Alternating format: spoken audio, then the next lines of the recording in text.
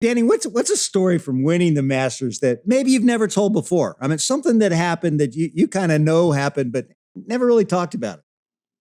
It's a crazy week. That week was all crazy. My little boy was born just before I wasn't going to go. He was due Masters Sunday. He came early. Nick was fine. So she was like, go. You need to go. It was only my second Masters and I played well the year before. And she was like, everything's fine. I've got my family. I'm all good. You go play, because I was playing really well at the time.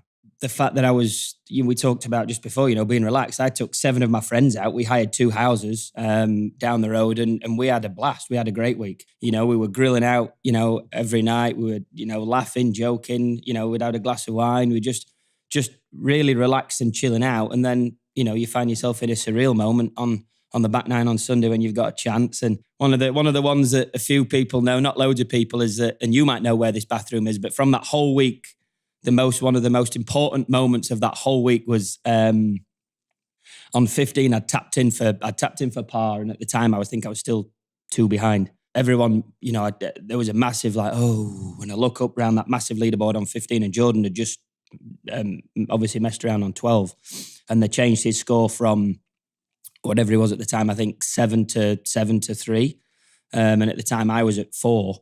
So then all of a sudden we've gone from chasing to leading the Masters with 3 holes to go. And Westy was in, so we were playing with Westy. Westy was in second. He just chipped in for eagle. So like a really crazy 15 minutes. But then there is, if anyone's ever been fortunate enough to go, my little sacred place now at Augusta, there's a little bathroom off the back of 16T down, set back in the woods, and I needed to pee. So I've gone down into this little bathroom, and the most surreal, quiet, it's loud.